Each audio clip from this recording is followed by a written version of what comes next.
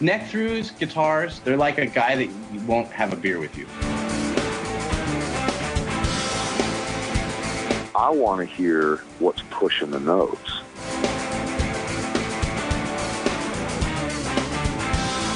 Freddie King and B.B. King, Albert King, and let's not forget Burger King. I don't want to blow my knuckle out. Stainless steel is the work of the devil.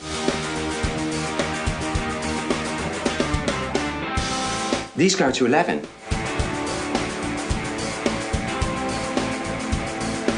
From the East Amplification Tone Labs in Baltimore, Maryland, it's the Amps and Axes Show. With your hosts, Jeff the Godfather of Low Wattage Amps Bober and Mick Marcelino. Well, good day to you, Mr. Bober. Good day to you, Mr. Marcelino.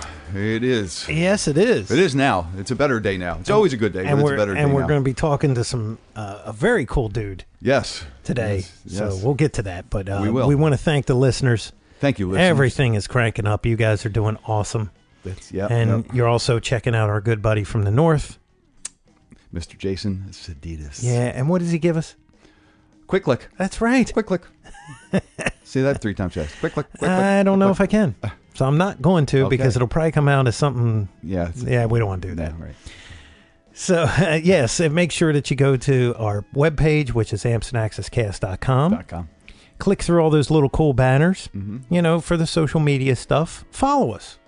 Follow us on Instagram, Twitter, and Facebook. There's the Amazon banner, so it's getting closer to holidays. So yeah, that Amazon banner, you guys are hitting that too. Buy your candy. Yeah. Or your turkey. Or whatever else you buy on Amazon. Or whatever. I don't even know if you can buy those things on Amazon. I have no yeah, you can buy that stuff. Can you? Okay. You can buy all kinds of stuff on Amazon. What do I know? The only thing you can't buy is like body parts, like a liver and a couple kidneys or something like that. But, the rest of the stuff is pretty much open. Awesome. Well, there you go. You can buy. It's crazy what you can find out there. What do I know? So, you guys have been clicking through that. And, of course, we have our PayPal button if you're so kind to throw a donation to keep the lights on in this place. Pay the pals. We got to, pay the pals. There you go. So I wanted to touch base. Last episode, I remember I had talked about some fidelity things, like with how we listen to music today. Yes. Okay, so I heard an interview with Paul Stanley from Kiss. Right. And they were doing it in his man cave. Okay. And the guy said, "What do you do down here?" Because he paints. He paints very expensive paintings, and he does that in this room. But he also this room was his listening room. And he goes, I discovered something. And when he started talking about this, I started thinking about it, and he's really correct. Now, we got audiophile guys. I know there's audiophile guys everywhere. Now, you guys, the ones that are audiophiles, you live on a different plane. You're buying speakers that cost thousands of dollars. And they're very, very high end, very sophisticated, and just, it's not what the norm is. No. You're running. Most can't, can't even come close to affording some of the stuff. Exactly. That's insane. When you spend $1,000 on a speaker cable and it's 6 feet long, right? You're in a different level. Right. So I'm taking this down to a little bit of a, more of a consumer type side here. Okay. Okay. Well, Paul said, he goes, the problem is today is that finding a stereo is very difficult to do. Because everything that you buy is like 5.1, 7.1. It's multiple speakers, right? He says, and the little speakers and then having a subwoofer, that's all okay when you're watching The Matrix. But when you want to listen to that vinyl or even a CD or now, cassettes, right? Yeah, we had that coming conversation back today. The old speakers that were like the 3-ways with the 15, the mid-range, and the horn, all in one cabinet. You want to listen to it to the format with that it was designed to be heard through. Exactly. And he said when he now listens, he had an old set of JBLs. Mm-hmm. He took the speakers out, had them reconed. Not an expensive adventure here, by the way. reconing speakers. Well, not with respect to some of the other stuff that you could purchase out there nowadays. Absolutely. Yeah. You know, you could, I don't even know the names of some of these companies. And I saw, you know, our Platinum series is $4,000 and you get 2 little bookshelf speakers and you're going, they're $4,000. But there's Platinum in there somewhere, I would imagine. Well, I don't know. Right. But these Platinum tinsel leads or something. Yeah, these old speakers though were some very high end. Yeah, probably audiophile for like the mid 70s or in the 80s. Right. And you even own a good set of Polk Audio, right? I do. Yeah. So he got into this and he says listening to albums and listening to CDs in this format is a whole different level. Mm-hmm. It takes you to another time, and he goes, you hear things that your little satellite things with the subwoofer in the corner and all that can't capture. And he said, so he recommended, he said, if you can find these old speakers and have them, you know, reconed or whatever, he goes, do it, because when you sit down and you listen, a whole different world. You'll hear what we used to be hearing. Yeah, and here's the one problem with our younger crowd. You guys, 9 times out of 10, are listening to music through a very tiny earbud in your ear. Oh, yeah. You're not hearing, I would venture to say, 40% of what is being lost. I mean, and a lot of people have gone to, in the past few years, have gone to full-size headphones. Yes. You know, now... They can get crazy. They can get crazy, too. I mean, you know, the whole Beats thing we know are just, they're overdone for that particular genre of music. Yeah, you know, you would want to have something more flat response. Absolutely. Yeah, you know. and like... So what we use is a sealed can because we have microphones. We can get feedback through these things if they were open. Right. When you go to the Bose high-end stuff, when you start getting into, you know, $300-400 headphones, they're open because you want that ambient air to kind of fill, so you sound like, so it feels like you're in front of a set of speakers. It's a little less isolated sounding. Yeah, and you get that like you're sitting in front of a good set of speakers. Right. Right. That's what you want. You want to be able to have that little bit of air in there with it. Yeah. So it was a very interesting thing, and I say go out and research it. There was some really good companies back then. I don't know, was Sherwin Vega? Sherwin Vega actually used to make speakers. You know, all the big speaker makers used to make them. Altec, JBL, Sherwin Vega, Electro Voice. Yep. Oh my God! I know I'm blanking. Well, you have Klipsch. Klipsch used to make them. You had not Bang & Olufsen, but they were one of the no Bang & Olufsen. Bang & Olufsen a little bit later. Yes, they were more of the modern thing. Kenwood, Bose, Bose, the original 901s. Yeah, right. Well, you know, the jury was always out on those. You know, because they were theoretically like perfect, but you know, in another school they're like nowhere near perfect. They, you know, the original 90. Now Bose used to make sound reinforcement speakers, and they used to make high fidelity speakers. Yes, they did. The sound reinforcement speakers were the 801s, and they were V-shaped in the front, and they had 12 drivers in there. Or something like eight 4-inch or 3-inch speakers in the front of them, 4 on one surface, 4 on the other surface, in a slight V shape to fill the room. To fill the room, and they were just on the front surface. The 901s for home listening had the same configuration, one on the back and one on the back to give you the bass throw. Well, or reflection. They really didn't have a whole lot in the way of bass. That's what everybody used to criticize them. Yeah, they were supposed to be flat, but plus you had a device that you got with it that had like a BBE sonic maximizer type device, that because they were all just full range speakers. Exactly, right? Exactly. And you would run that little box, and it had a bass and treble on it. It was that's what it was doing. It was doing that process, I guess, or whatever. Right. So the one in the rear was for reflection, to give you ambience. And then, of course, Polk Audio. They were one of the ones a little bit later, but definitely later. You know, but definitely one of the ones of that. I remember, was it Kenwood? Kenwood they had an experimental speaker that they ran, but it was very expensive. That would have been in the audiophile world. Mm-hmm. It had like 12 5-inch speakers, and it was a column, and Yeah, very expensive, Oh, but they yeah. used that for a lot of their research for their car stereos. And, you know, I don't know if they still make them. Something tells me CE won't let this be made anymore, but there used to be electrostatic speakers. Now, maybe they still do. I don't know. But, you know, these things had almost like a neon light. It's got like 10,000 volts on it. Like you know. Jesus. It's crazy. And you know who we're forgetting? Pioneer. Oh, Pioneer. Yeah, big one. Pioneer was a big one back in the day, man. Absolutely. And Akai. Right? Was that the name of the place? Yeah. Akai? Yeah, they had... There was Akai, there was Onkyo. Yeah. Big Sony.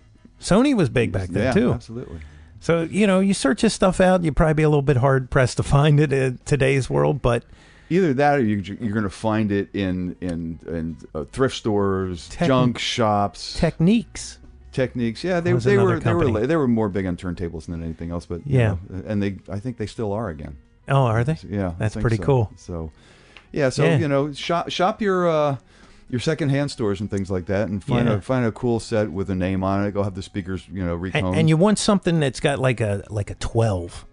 Mm-hmm. Or 15. I mean, these were not small. Go big. They were big. Go big. And you know, when you heard it, you were like, that's crazy. And it was so focused. It was not the kind of thing that was like filling the room per se. No. They were flat on the front. There was no, you know, they weren't trying to fill the room. Well, maybe they were. But I'll tell you what, the ones that are more focused, you know, stereo effects work very well. Yeah, work very well on those. They're almost exaggerated. Yeah. But that's how they were. That's how they were. How it was recorded, and that's how it was meant to be heard. Yeah. So I imagine if you're dropping the needle on some of your old stuff, the way that it was recorded, because it was only stereo. Yeah, of course. And you know, if you listen to that stuff through that old set, maybe with a new, with a new receiver or a power amp or something like that, right? You're going to hear some stuff. You're going to hear some stuff that you probably didn't hear even in that stereo format. And you're probably going to think, well, why am I not hearing any different on my iPod? Well, it's because of the way that it's being delivered. Right. You know? It's a whole different format. Well, just go out and do that, you know? Yeah. But, I mean, speaking of hearing things the way they used to be, and it's so perfect. It is so perfect. You know? How we segued into this. Because I was like, when I thought about it, I was like, oh, my God, this is going to be awesome. Old school, but new. Yeah. Things the way they used to be. It pretty much sums up the speakers and our guest today and his band. Oh, you know, it's nice segue. It was awesome. Totally. We're just like patting ourselves on the back, like we're awesome, man. Well, and so is his band. And so let's just get to the guest of the week. You know, killer band. If you don't know about them, you should. If you've seen them, you know. And we have the leader, frontman, killer guitar player, killer singer, songwriter. I was getting there, songwriter. Sorry. You know, that's okay. Of Blackberry Smoke. So we'll be right back with our guest of the week, Mr. Charlie Starr. Hi, this is Dwayne Betts, and you're listening to Amps and Axes. All right, and we are back as promised with with our guest of the week, one Mr. Charlie Starr. Yes, Charlie, how you doing, man? I'm great. How are you guys doing? We're doing better now. Thank you. Good. We are doing better now. Thanks for taking the time, man. Yeah, man. I've got my tools at the ready to help you. Oh, good. Let me tell you something. Yeah, I'm a huge fan. First and foremost, this band was like refreshing to come out in a time that really, you know, it was all kind of gone, you know, and then we get this, and I have all these technical problems, and I'm going. He's gonna walk away. He's gonna just not even be there. Right. We're not even gonna get the interview today. 8 minutes late, gentlemen. I gotta go. So thank you for staying, Joe. That's right. Yeah, man. I give even my worst enemy a good 10-minute grace period. Well, hopefully we haven't escalated to worst enemy yet. So. No. All right, man. All right. This is great. This is great. Yes. Again, thanks for taking the time. I know you guys are. How many dates a year do you guys do nowadays? We do 200 plus. It seems, a long time ago, somebody said, "Hey, you know what? Let's play fewer shows and make more money." And I said, "That sounds fabulous." and it just hasn't happened. Well, I thought maybe it happened because I thought maybe at some point you were up to 300 and you went, wow, we cut this into third and we're making twice as much money, and that's the 200 though is dreams, man. Yeah, I was talking to. Do you guys know Sparky that plays guitar with Skynyrd? Not personally, no. Mark Matika, I think is his name. He was in a band called Hot Apple Pie, and I think he played with Charlie Daniels before that. But anyway, he's a really great guitar player and good guy. He was. We did all those Skynyrd cruises over the years. 8 years of those cruises. And we were hanging out one day, and he was kind of moaning about I was like, what's wrong, Sparky? Oh, I'm just exhausted. I said, are you? He said, yeah. I said, man, we've just been playing so many shows. I think we're going to do like 75 this year. And I was like, shut up. What else can you say to that? Shut up. Actually, I did. I said, wow. He goes, how many are you guys doing? I said, I think we're doing 220. And he was like, I'm going to shut up now. Wow, that's you guys gotta love each other or find a way at least not to kill each other. Well, we've been in a bus for about 5 years now, and most tour buses have a front lounge and a rear lounge. And when fists start to fly, we just go to our separate corners. Wow. And Britt and was it Jerry? No. His brother, Richard? Yeah, Richard. I'm sorry. Yeah. Why did I think Jerry? I know why, because their last name is Turner. Oh, okay. And we had a guy here named that. But yeah. Do they ever go at it? No, they never do.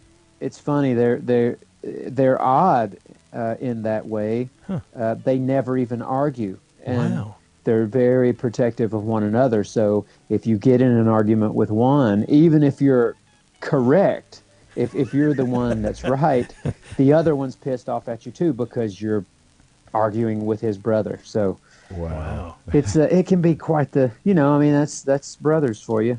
There you go. Paul, I don't have a brother. I have a sister, but Paul, who our other guitar player, who you'll talk to later, yes, he's got an older brother, and they fought I've known Paul for years, way before Blackberry Smoke, and he and his brother fought like cats and dogs, more just dogs, no cats involved. But I don't know. Sometimes I kind of would like the Turner boys to kind of go at it with one another to break up a little bit of the solidarity.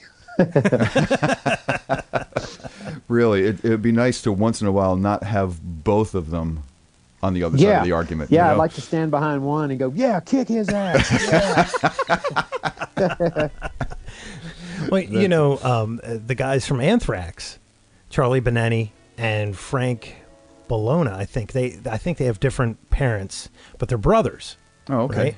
Scott Ian said one time in the studio there was a chair thrown from one of them to the other. Literally, he said there's been times when blood is going everywhere. I mean, that's how hard they fight, and to hear that they don't do that, that's usually the other way around. For sure. Yeah, no, it's good. I mean, we argue, of course. I mean, we love one another, but it gets tough. We get ready to murder one another after about 3 weeks on the road, and we need to come home and have a few days to sort of disengage, and then. Sure. And then, after we're home a little while, and all of us have children, wives and children pretty much now, except for Brandon, the piano player. He's a bachelor, but and no kids. But it is one big family. I mean, once we've been touring for 15 years, and so that'll pull you together. And it's funny when we tour, we pretty much just stay together. We don't really separate very often. It's like a little gang that we've got. Wow. And how big is that gang? Is it like 10 people or something that's out all the time? Yeah, at 10 or 11. It varies with we've had the same crew for a long time. Sometimes we have had to have two drivers. Excuse me, because of some of the long drives, which that's part of the job, I guess. Mm-hmm. All 10 on one bus? Yeah, all 10 on one bus. Wow. Big trailer full of gear. That's a little tight. But you got to learn how to put up with each other or something like that. Yeah. That's crazy. Now, I got to say one thing before you start, because I know you're going to ask about his history and all. He was talking about Brandon. Brandon is the newest guy to the band. Yeah. He came in on the second album, correct? Yep. Yeah. Well, actually, no. Let's see. 1, 2. It's the third full-length album. Yeah, the third full-length. Yeah, that's right. Okay. But my wife and her friends, they refer to him, and I wanted to tell Charlie this as Hot Jesus. Oh, that's great. So whenever I hear the word hot Jesus, I know who they're talking about. And he's the single one, right? He's the single one, plays the keyboard. Right. Yeah. He's single plays the keyboards. Hot Jesus. He could that could be his business card. Single keyboards. Hot Jesus. I see some new cards coming, man. Exactly. Yeah. Keyboardist and Hot Jesus. And Hot Jesus, right. Yeah. Wow, that's too funny. Well, I think you got a new nickname for him. There you go. Anyway, I'm going to go where I always go with all the interesting people that we have, and we're going to take a trip in the Wayback Machine, and we are going to find out where Mr. Charlie Starr came from and what put him in this wonderfully crazy music business, man. So, where were you born and raised, and what put the music bug in you? Let's get some history. Okay, I was born in East Alabama, in a little town just north of Auburn, home of Auburn University. It sits about 80 miles south of Atlanta, southwest. It's right on the line, right on the Georgia-Alabama state line. Okay. In fact, in one part of town, you can walk into you walk down the street and jump over the state line. Nice. Not literally. There's not a big white line painted, but there's a sign that says "Welcome to Georgia." But the only reason I say that is because when the lottery started in Georgia, that was a very busy part of town because you could go there right across the line and to a gas station and buy lottery tickets. Ah.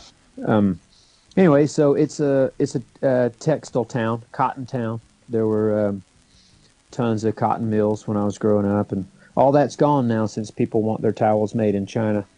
And that sucks, but it kind of killed the town, actually. Jesus. But anyway, I was born and raised there, and my father, he's a bluegrass guitar player, hobbyist. So I grew up with him playing the guitar all the time and singing old bluegrass songs and gospel songs and what you might call folk songs, because I consider like John Henry a folk song because it's been recorded by a few different genres, bluegrass and blues and what you might call folk music. Mm-hmm. And The Wreck of the Old 97, that was the first song that he ever taught me how to play and sing. And then his mother, my grandmother, she played the piano and the mandolin, and so we would gather around the piano a lot and when I was a little kid and sing gospel songs and so that was always there. So I don't remember what life would have been like or was ever like without songs being played all the time. And so as soon as I was big enough to walk, I guess I started banging around his guitars, and he's a Martin man, so he didn't really like that. So when I was about 6 years old, he bought me a guitar of my own and taught me G, C, and D, the three chords that we all need. Yeah, the hillbilly chords. The cowboy chords, yep. G, C, D. And away I went. And then about 11 years old, I found Aerosmith. And my life was changed forever. I found a cassette of Aerosmith Rocks on the ground. Wow. Yeah, it was a funny thing. There was a truck that was wrecked, and it was on its roof. And then my best friend and I were riding our bikes, and we pulled up beside that truck, and there were a bunch of beer cans spilled out around it, and a bunch of flotsam and jetsam, from this wreck. And it was in the mud. It was in it was on a dirt road.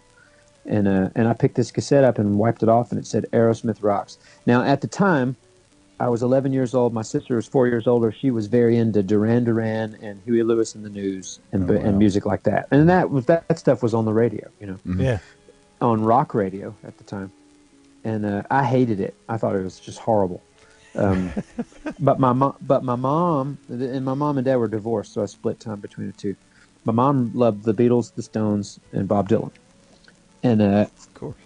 And so I loved that. I knew I loved it. I didn't know why, but there was something, especially the Stones. There was something about the Stones that just spoke to me. Nice. I think it maybe because they're like Honky Tonk Women was very akin to the bluegrass and hillbilly music that I had learned on the guitar. Well, they had that period where they did the country thing. Right. I just saw Richard's documentary. I think without even knowing it, without even, thinking about it, I was drawing a parallel there between those types of music. Mm-hmm. But then I found the Aerosmith cassette, and I didn't know who they were. Wow. I just wasn't aware at that point, And I took it home and played it, and lo and behold, I'm hearing a Les Paul and a Marshall. Mm-hmm. Like that opening little chord of combination, that song, and my life was changed forever. I knew I had to sound like that. Messed you up for good, huh? It did, and then around that same time, 11 or 12, I heard Eruption for the first time. And was like, I didn't even know what instrument it was. I couldn't believe what I was hearing out of the speakers, and wow. And I fell in with a bad crowd, and one of them was a real good guitar player, and he sold me my first electric guitar for $25. Wow. And, it was a Height Deluxe Mosrite copy. A Mosrite copy, cool. A Mosrite copy, and Wow. and that was the beginning of the end. Now, did he also sell you because it's like a drug dealer. You got this electric guitar, now you need an amp. Well, you know what he did? He taught me a trick because he didn't have an amp to sell me, and I didn't have the money to. At 11, my paper route wasn't really paying very much, and so he said, "Here's what you do, man." He had been to my house, and my sister had a stereo. And she had one. It was like the little cabinet stereo that had a receiver and an amp and a dual cassette player and a record player, and then two home stereo speakers on each, one on each side. Mm-hmm. Yep. And he said, plug your guitar cord into the headphone jack and put a blank cassette in the recording side of the tape deck. Hit play, record, and pause, and turn the volume all the way up. And there was my distorted guitar sound coming out of those speakers. Wow. That is so backwards. That is so backwards. I would have never thought of it. Yeah. And he's a genius. His name is Bubba Lewis. I don't know whatever happened to him, but he was the man as far as I was concerned. He was several years older, but taught me how to get at it just like that. That is crazy. We're talking to you now because of it. Right. Yeah, exactly. Wow, that's amazing. That's a new one. Whatever works. I mean, I used to take things apart and find the audio input and wire it in there, but I never went bass backwards into the headphone jack. That's a new one on me, man. Wow. Yeah. And it sounded awesome to me. I was like, "Whoa, that's the Iron Man tone right there." Sabbath in a box. Yeah, that's great. It actually was really crappy. It sounded like a Mexican radio station. That is too funny. So what were the first chords you cranked out of there? Was it Aerosmith? He taught me. I didn't know how to. He taught me a power chord. All I knew were standard guitar chords. Mm-hmm. I knew a bar chord, like a full bar chord. And he was like, no, that's not how you don't have to do all that.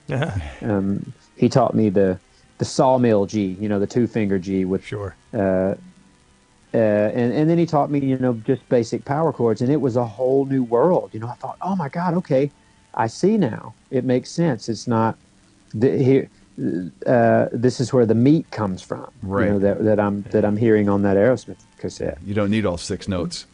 No, and I think that the first thing that he taught me actually was some Sabbath. I don't know if it was Iron Man or Paranoid, but it was something off the Paranoid record for sure.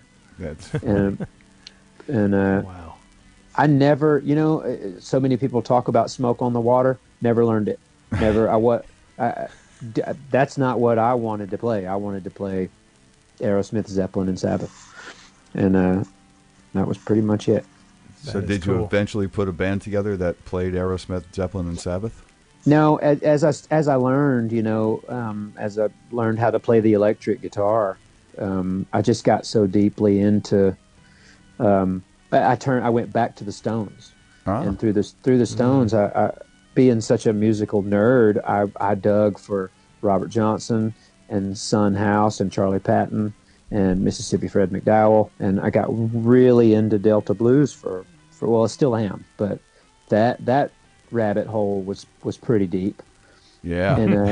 And at that point, I kind of turned my back on bluegrass, which I knew a lot of bluegrass songs at that point. I could play with my dad, but none of my friends like that. And I thought, well, that's corny. That must be corny music because my buddies don't like it. But then when I got older and started to get into bands, I was like, well, now wait a minute. This is bluegrass music it's incredible. It's like 90-mile-an-hour hillbilly jazz. Some of the flat picking is unbelievable. It's like it's all clean. I'm sorry, go ahead. I was going to say it's like clean metal. Yeah, totally, it's like insane. But it's not so structured either. It's all about improvisation. Yeah. So it's like a bunch of jazz bows with overalls on. Playing at 90 miles an hour. I never heard it considered like that. If you get into the world of bluegrass just a little bit, you'll see that if you jump into a jam like at a festival now, and it's been this way, I'm sure, since the beginning, there's a level of musicianship. You better be this good, like you better be this tall to ride this ride, or you're not welcome into the jam. You will get asked out. Wow. Well, because they don't want you coming in screwing up the jam. Nobody does. There's a level of, and I think jazz is kind of like that too. You got to have a certain amount of chops, or you need to go home and work on it, and come back when you can.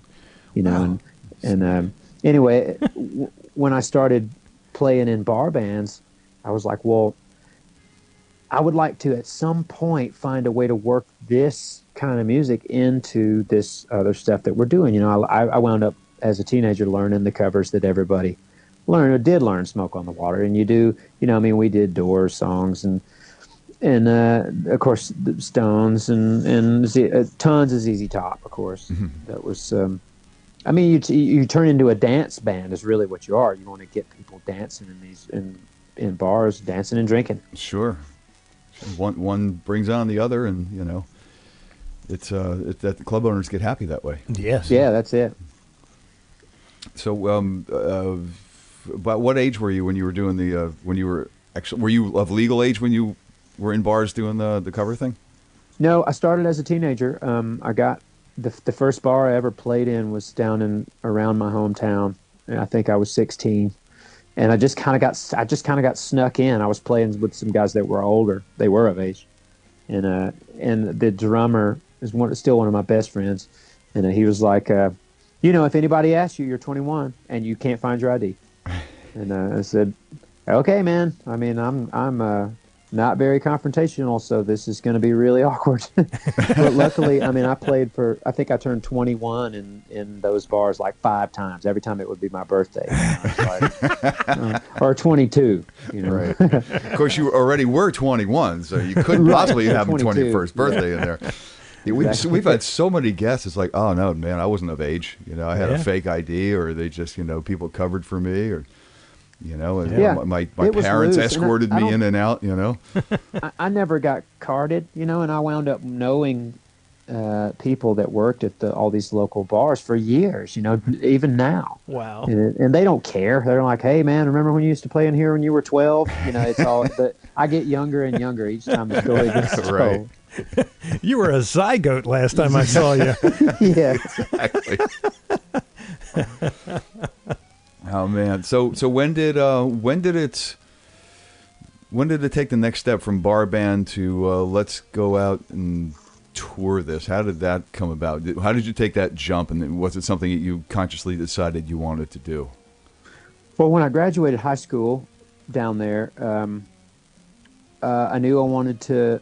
Well, I was just sick of playing covers, and I had started to try to write some songs, and they weren't good. You just like anything else, you have to learn how to do that, and but there was nowhere around that area that any band could go and play original music. You're hired to be a cover band.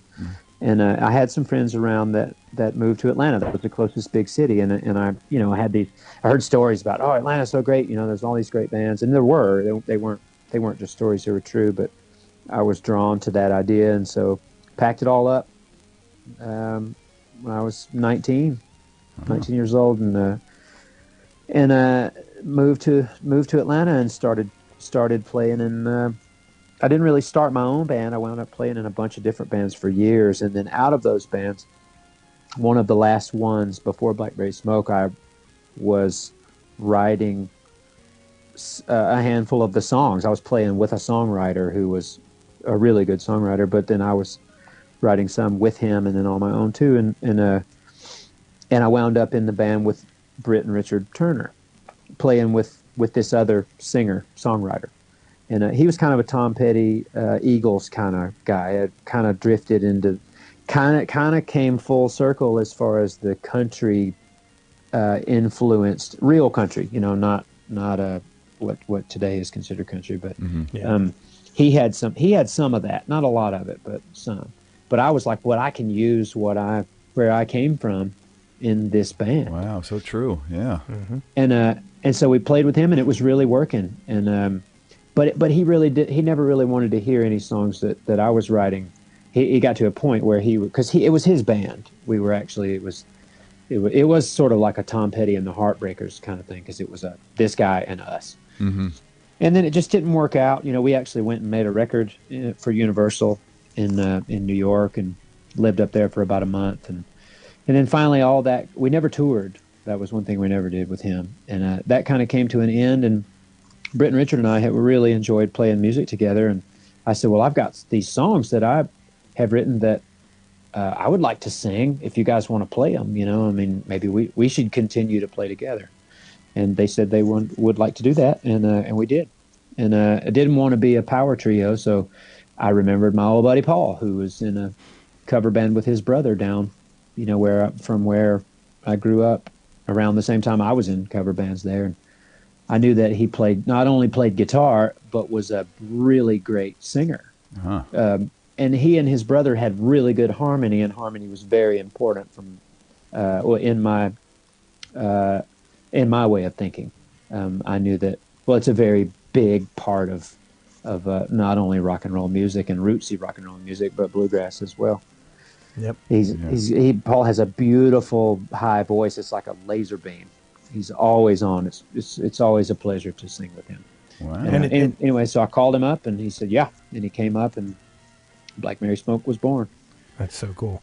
Now, what's funny is I've seen you guys play, a handful of times, and until you see him play, you go, my God, Paul's singing a ton of the time. But Charlie's the guy out front, of course, but you hear him back there, and you're going, man, that guy's, he's singing right along, and it's like, and it's really neat. It's refreshing to hear those harmonies like that, because a lot of times, and I've heard interviews with Charlie where, he touts it, and I like the way he does it. He says music today is pretty much crap.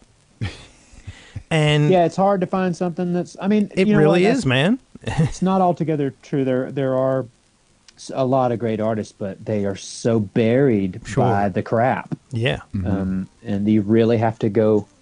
I get asked the question a lot, which all artists do in interviews, like, who are you listening to now? Like a contemporary. And sometimes I'm like, well, right now I can name a few, but times will come and go where, in my opinion, I'm like, nobody. Shit, I can't find anybody that I really want to hear. That's why we have an iPod, right? Yeah. Yeah, that's true. And we have that discussion all the time of how, a lot of this stuff is overproduced, and, with all the trickery that they use in the studios now. Right. And, when I heard their album, God, why is it not Whippoorwill? It's, Holding All the Roses? No, the first one. Or the second one. Oh. Your second one. Little Piece of Dixie. Yes. If it was a groove on an album, I would have worn it out. Because it was just something that was so... It was new, but it was very old. You know what I mean? No, it had a comfortable feeling to it, right? And I could relate to what it just felt like. Oh wow, like hey, somebody can actually totally enjoy the material. Somebody really can actually make something from 1970 sound. You know what I mean? Current, current, and you do that very well. And then the second album or the third album. I'm sorry, I keep referring. That's okay. That album came out, and I was like, "Oh, this is awesome!" And then I got the fourth album, and I'm like, "Oh, it's like a home run." Right, It's just I wait for every album because I'm like, coming. I'm like, well, I don't have to buy much now. I did, and you know, I'm so with you about the vocals and the harmonies, because that's for me, you know, especially in a live situation, that's for me what makes the band more enjoyable for a longer period of time. It's not just one person's voice all the time. It's, you know, there's harmonies, and there's other, you know, there's other voices that mean just as much as the front person. And shocker, it's not sampled. Well, right, yeah, exactly. Paul is, I mean, his range is incredible, and there are a lot of people like that have that gift. I don't, you know, I've got a ceiling, and I know where it is at every moment, you know, and he never fails to go right through my ceiling, and he can sing the high B every day, and I'm like, wow, okay, wow. Thanks, cool, man. Nice find there. Glad you remembered your old buddy Paul. Yeah, me too. Yeah, that's very cool. So, what was your gear like when you first started Blackberry? I mean, what was the meat and potatoes of the rig then, and has it changed much? Not so much. I mean, I've played a lot of different amplifiers. A lot of different guitars as well. I'm really not strictly a single P90 Gibson guy, because I've got a bunch of guitars, but I really love juniors and specials. And I've got one guitar, an old 56 Junior, that's been on every record. It's just it's a player grade guitar, really. It's not all original, but it really has a ghost in it. It's a really great guitar. That's the black one, right? Yeah, it looks like it's been in a fire. Somebody told me once. It's black, but it looks like it has been in a fire. That's awesome. Yeah, and it belonged to Rick Richards at one point. I bought it in 1993 from a really cool guitar store in Atlanta where a lot of us would hang out. And but I played I had a 50-watt Marshall. Not a Plexi. It was a Mark II. I had that and a 412 with greenbacks when the band first formed. And we were playing all these clubs, and that amp was so loud, so I eventually... And I kind of went back and forth between that head and a JCM 800. And I wound up with the 800 just because of the master volume, because I could control it. Mm-hmm. Yeah. I really liked the non-master amp more because you know why I liked it more, because they just sound better. They're just a big, huge, monstrous sounding amp, and the mid-range response is way different and just a beefier. But you can't play a club that holds 50 people without turning your amp to the wall. Yeah, I mean, and even then, sometimes people are like, "Oh my God, what are you doing? You're trying to kill." When you turn those up, they're just so.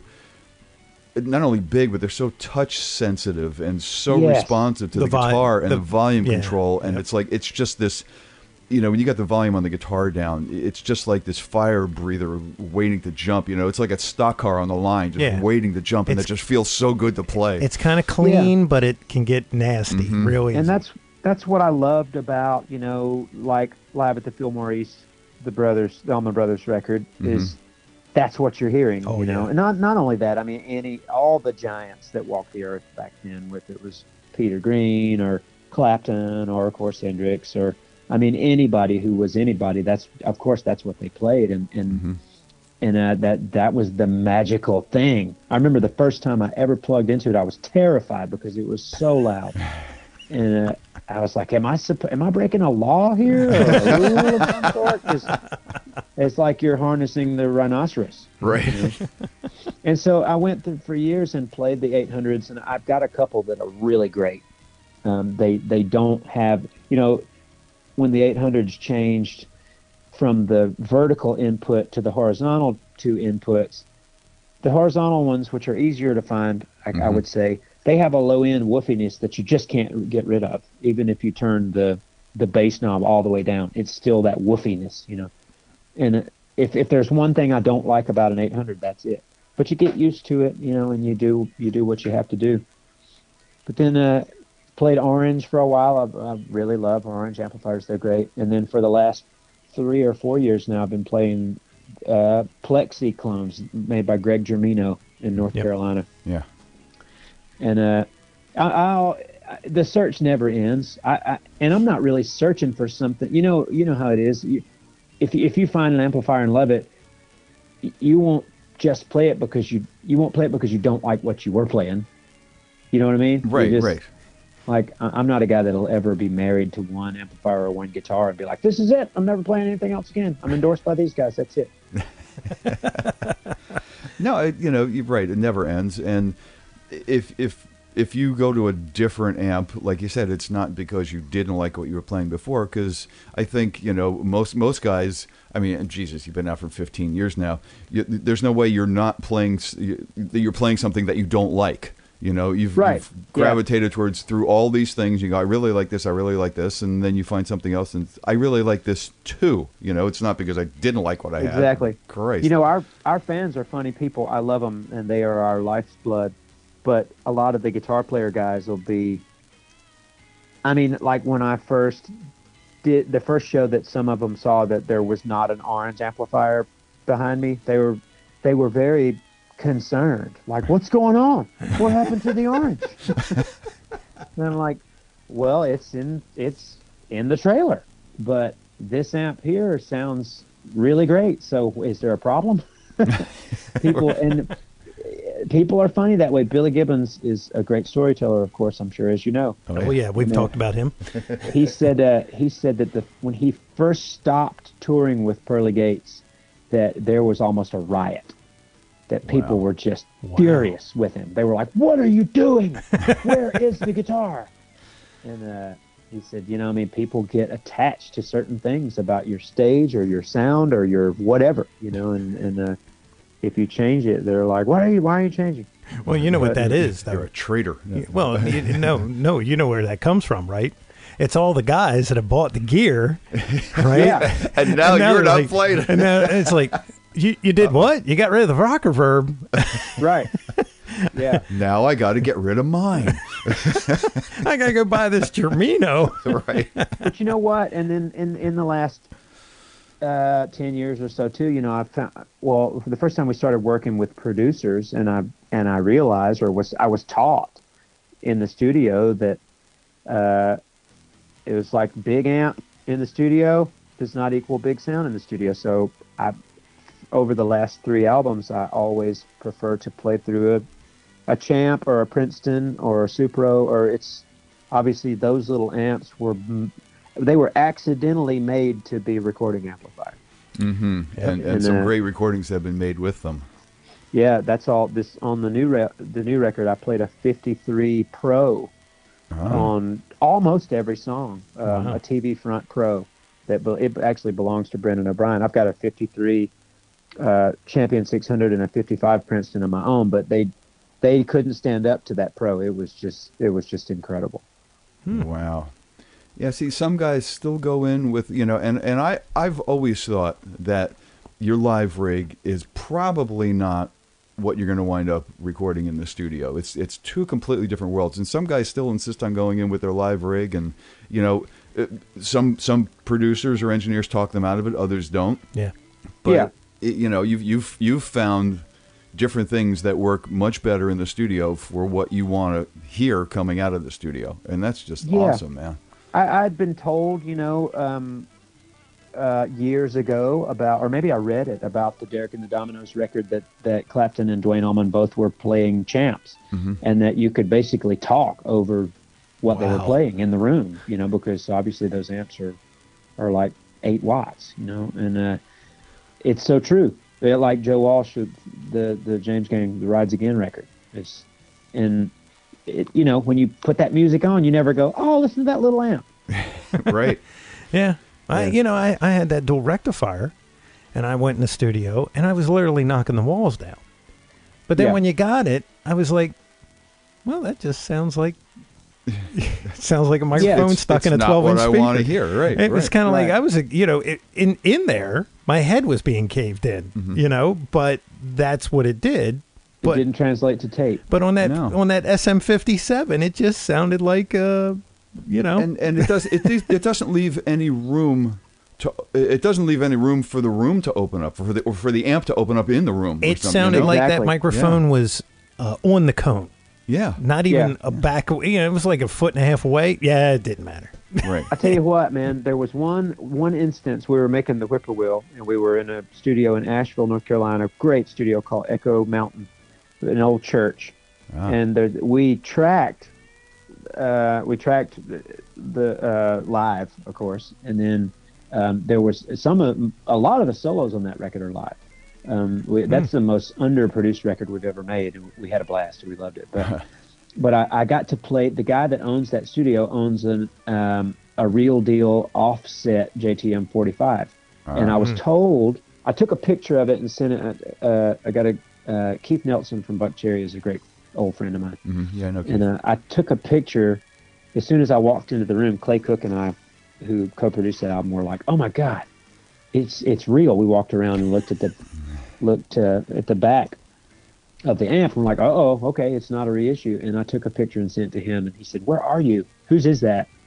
And I said, "It belongs to the guy that owns the studio." And he goes, "There are only 5 of those in the world."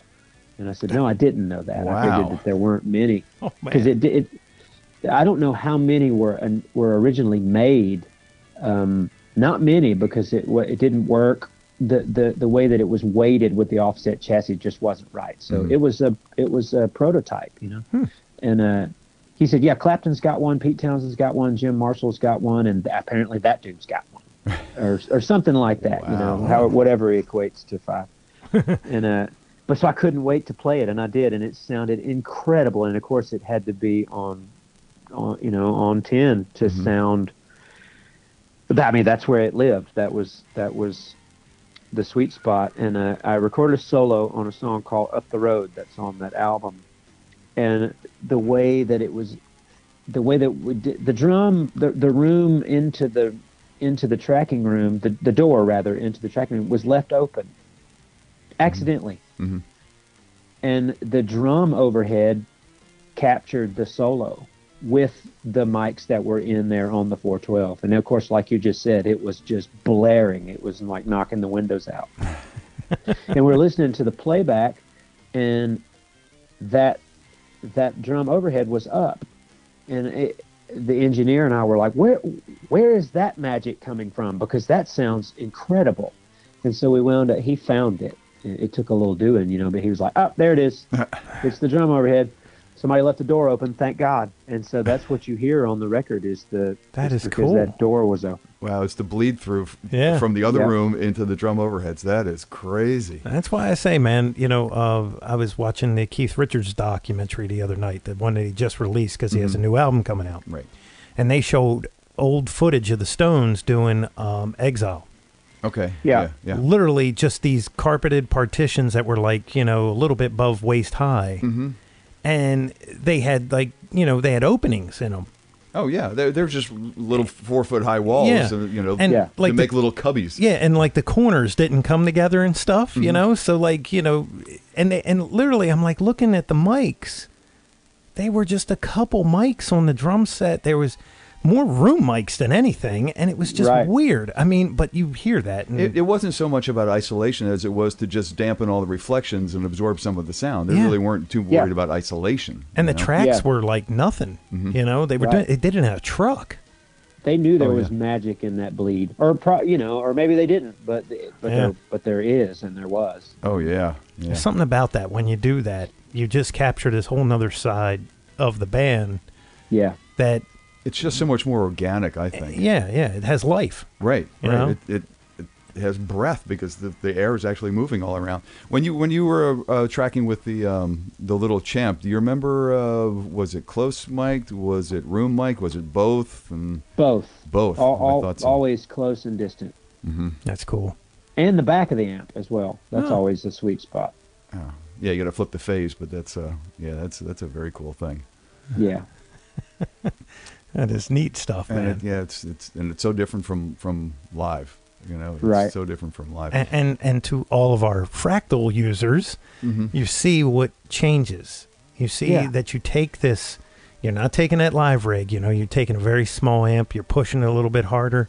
But then you're putting microphones. See, when it comes to some of these modeling things, which we know they give you exactly what they give you, but you don't have this kind of variable that they're able to create. And when you listen to these albums, there's a sonic difference. Yeah.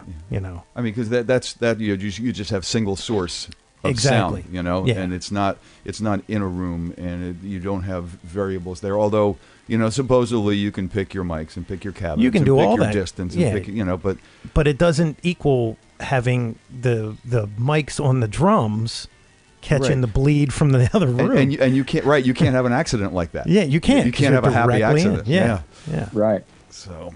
What do you prefer more, man? Live or studio? Some people love one and hate the other, and I don't know. I love them both. I've learned to accept the difference. That one they're two completely different animals, and I used to pull my hair out rather in the studio, frustrated at why something wasn't going to tape the way that it felt live. And then at some point, I don't know, maybe it happens when you start to get into your 40s, or late 30s, but you're like, well, it's not the same, so it can't always. And then what you have to do, is find what you love about the way that it is going to tape, and adjust and be open, try and adapt, and then be open to compromise in so many different ways. Like, okay, well, I'm not going to be able to play that like this here. It's not going to work. A good example of that, we were recording for the new album. There's a song called Payback's a Bitch, and we had actually released it already on the live album. And so we're in there and we're tracking it, and the studio is a different canvas, for what you're for the paints that you're putting on it or whatever. And here we go, we're tracking it, and it's just not working. And we're like, what is going on? And, you start to yell at one another, like, are you playing something different? Are you playing something different? It's like, did you forget your part? Like, why is it not working, And then finally it was like, it's just one of those things. You can't, it's a misnomer. It's an enigma, rather. You just can't, there's nothing that you can put your finger on to say, well, it's this, or it's your fault, So actually, not the whole song. It was just this one riff, which was the main riff of the song. And so it was just like, you know what? Let's just move on to something else. We're wasting our time, and we're banging our heads against the wall with this. So, like you do, we moved on to the next tune. Well, I went home that night, and I had been thinking about it, and I was like, well, what it needs. So I was talking with Brendan O'Brien. He's like, well, we need to figure out a different way to get into the song then. And I said, okay, I can do that. I went home and came up with a different riff, and came back, and I had always seen that song. When I wrote it, I was thinking of like Nobody's Fault, Aerosmith. Okay. That kind of, sonically, that kind of feel, or that kind of vibe. And I thought that's the way that it was. That's the way I was hearing it in the studio. It didn't sound that way. But with the new riff, it did. To me, it got even closer to that. So I kind of was laughing. I was like, well, we've already actually released it to our fans this one way, so it's going to be a surprise for them now. They're going to hear it, start and have a completely different riff. Well, and he's like, so who is there a rule book? I've never seen one. No, right. And I said, well, you're exactly right. It's if anything, it's better now. So you can't argue with that. Yeah. Yeah. And if you think about it, bands like Black Sabbath and AC/DC, you listen to some of those old demos of like War Pigs, there isn't one lyric in there that matches the one that actually went to tape for the album. Right, the final mix, the final cut, yeah. And AC/DC was doing that with Beating Around the Bush. There must have been 3 or 4 renditions of that song. Yeah. High School Confidential. Yes. That was yeah, and but this is so cool because it's so different than the way it usually happens, because you go into the studio, you record something, you get it all the way you want it, all the tracks and different parts, a couple of overdubs or what, I don't know how big or small you are on doing lots of overdubs, but then you go to take it out live, and then you have to figure out how to play it live. So then it changes. Right. It went the other way. Yeah. We've always fought the temptation to well, Paul and I, especially with guitar harmony stuff, it's like, well, I mean, let's not. I mean, we both love it, and so it's peppered into our records, and of course we play it live, and it's a funny thing to be like, well, I mean, you could go absolutely bananas and put so many different little harmony parts and crazy guitar parts on a record and just keep decorating the tree, with more and more and more. But right. it's very important to us, and always has been, to be able to go out and reproduce it live. And if you can't, that sucks. Right. Yeah. And I've watched several bands that we've opened for play to tracks, and it's a bummer. It's like, okay, well, crap. I guess they can't do it. I was hoping they'd be able to do this live, and they can't. They have to resort to the use of the tracks. And I mean, some people are not so they're not so anti-track, and maybe I'm getting to be an old man, but I am. I think it's a bummer. And that's okay, man. And God bless you. Right. You've earned that position. You've been out there and you're doing it the way you want to do it, and that's a standard that you have. Let me tell you, they do it incredibly well, because when you go and see the band, you can tell it's very polished. You can tell they get along. Mm-hmm. You know what I mean? And they know what they know, and it's just very well rehearsed, and that is really good. Well, I think that, and coupled with the fact that they write for the stage. Exactly. That makes it that much easier for you to come out and give the audience something that is, so close to what they heard on the record, but live, which is always better, Yeah, man. That's great. Well, thank you, fellas. Oh, no, that's great. I've seen them like 3 times. I'm like, yeah, they don't disappoint or miss hardly ever. I've never seen them miss. I haven't heard a clam yet, so that's good. I have, but I'll just keep all that to me. It's funny. I mean, we'll have what I consider, or what all of us sometimes will consider, be like, oh, that sucked. Wow, amateur hour. Here we go. What's going on? And then somebody will. I'll see a review of the show, or somebody else said, that was awesome, man. And I'm like, what? What show did you see? Well, your own worst critic. Absolutely. So sometimes when you do things and you go, oh, I just totally screwed that up, and the guy comes up, dude, man, you ripped that perfect. And I was like, yeah, what? Yes, I sure didn't I? Cool. I did. Well, see, Charlie he's such a veteran. He probably knows what to do when you screw up. What do you do, Charlie? Well, at this point, we always. I mean, I may fail this test. I learned a long time ago to not freak out and make the embarrassed face. Right. That's one. Make the confident face. You're like, that was jazz right there. Well, see, that's what I mean. You convinced them that you meant to do it because you do it twice. Do it twice. Do it twice. That's right. It's not a mistake if you do it twice. That's right. That's right. Yeah. Oh, that's too funny, man. Well, they probably don't have to do it twice a lot, but that's they're such a great live band, man. Such a great live band. Well, thanks. And we're going to ask Paul, or at least I'm going to ask Paul, but have you ever seen him not smile? No, I haven't. He's a happy guy, man. And, you can totally tell he's a happy guy. Every band has the different personalities, and he is the happy guy in Blackberry Smoke, and that's great. It fits him to a T. That's very cool. I want to go back to the studio just for a second. I know you write most of the material, or do you write all of it? And do you do any writing in the studio, or do you just go in with, okay, these are the 15 that we're going to record this time, and 12 of them make it on the album? Always going in with stuff ready. We've never been in the position yet of having to. I've never been like, I don't have anything, guys. I'm actually writing the new record right now. I'm cool. right in the middle of a writing cycle. But I definitely, the studio is where I will edit lyrics a lot of times, because when you start to record it, that's when you usually are like, oh, wait a minute, you know what, I'm gonna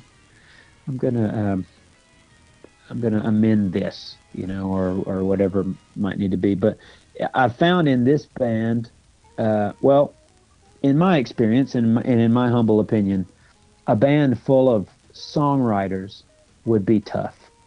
It would be tough to stay focused. Maybe, I don't know, because I've never been in a band that had a bunch of songwriters. So there are people, who they just don't write. That's just not what they got into it for. Mm-hmm. They're in this business to be a player or a singer. And I got really into being.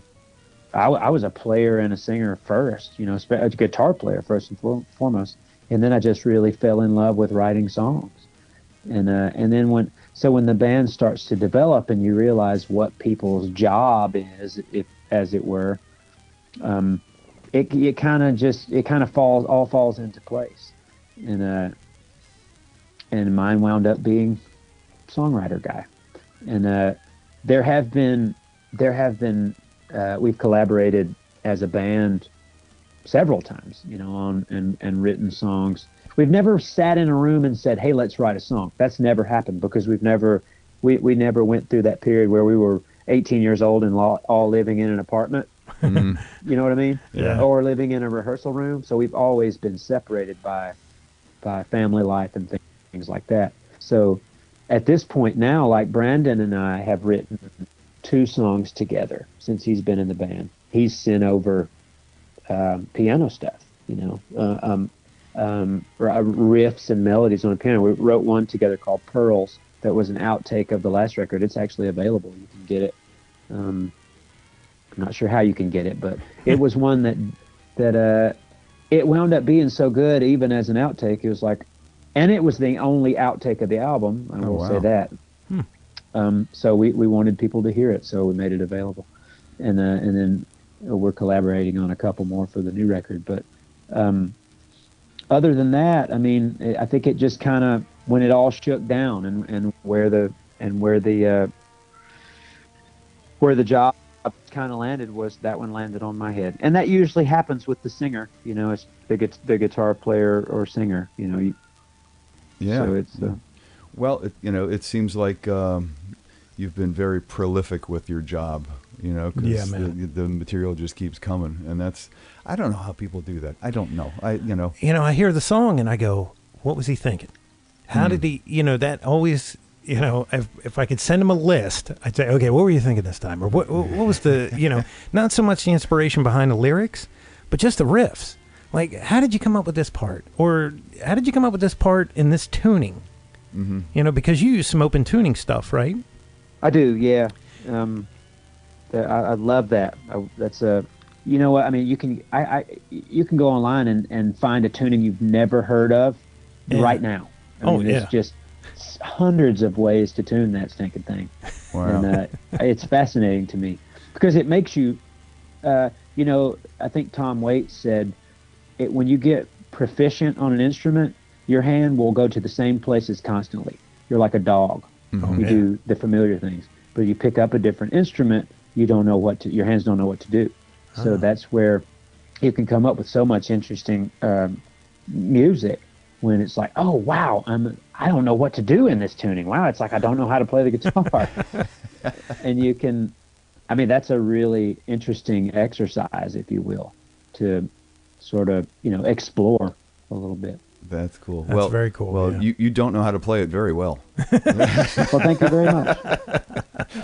That's too cool. I'm going to have to try that, man. Maybe I'll just knock it over and let the tuning pegs fall where they may and pick it up and try to play something. What you can get is you can go to Hipshot, and Hipshot makes that bridge called the Trilogy. I think it's got 132 different tunings you can put on the guitar. My Lord. Oh, that's scary. Just by flipping some levers. Wow. So you could, sky's the limit then, man. Wow.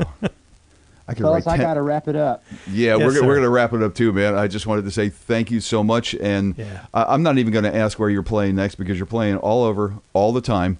We'll have the website on our page. Right. And, people will just, look up and go, okay, they're back this month. And that's great because we can go see them again because they're excellent. They're touring in perpetuity. Yes. Yeah. That's for sure. Well, Charlie, thank you so much, man. It's been a great interview. I hope you had a great time. And, thank you. I did. Thank you, guys. Cool, awesome. Man. And hopefully next time you're in the Northeast corridor, we'll be out and we'll say hi. Yeah, man. Come on. Cool. Excellent, Charlie. Thank you so much, man. Have a great evening. Thank you. You too. And there you have it, man. Yeah, Wow, man. There you have the story. Yeah. You know me. I'm like a Mr. Metalhead, right? When that band came out, That's your new name. I was not really. I'm an old man too, so now it's starting to wear on me also. Old man metalhead. Yeah, but when they came out, and I saw, I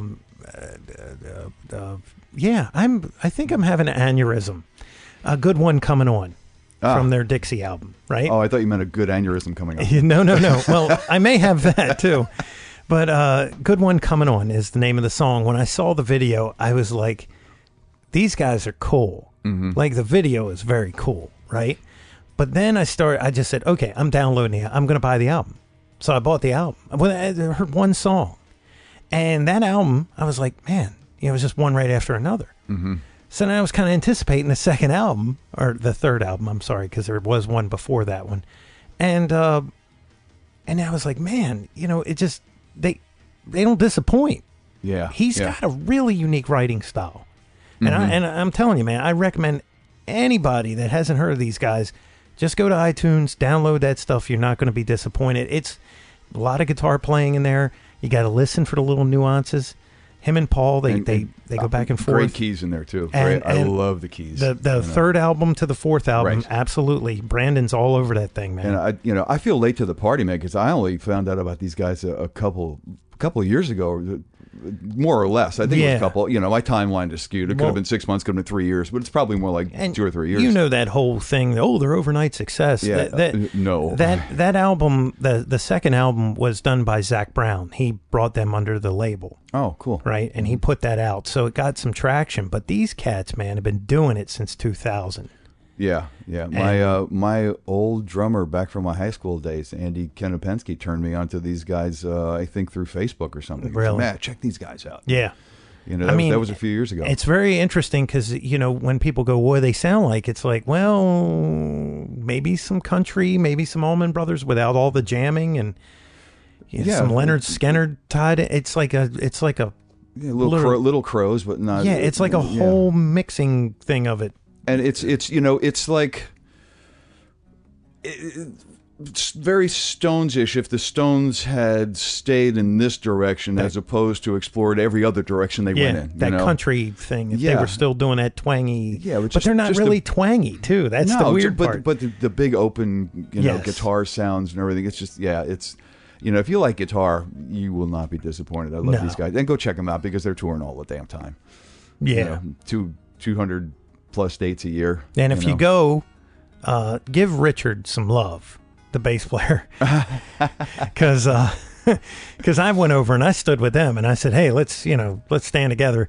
And Richard looked at me like I had three eyes because I think Paul, Brandon, and Charlie get most of the people. They're the ones that always stand when you see their pictures. And I feel bad because he's a great bass player, man. Well, it's like all bass players; you got to give them some love.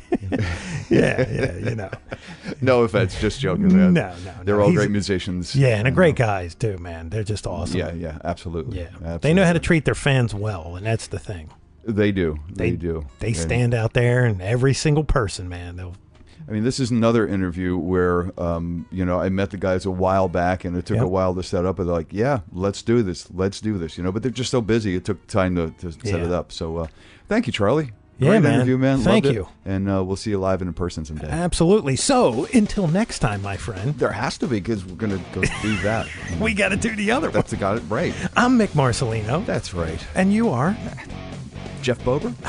And we're always saying. Onward.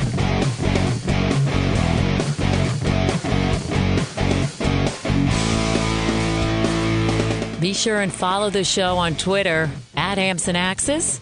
Also, make sure you like the show on Facebook. For news, comments, and everything else, visit the webpage ampsandaxescast.com. Thanks for listening.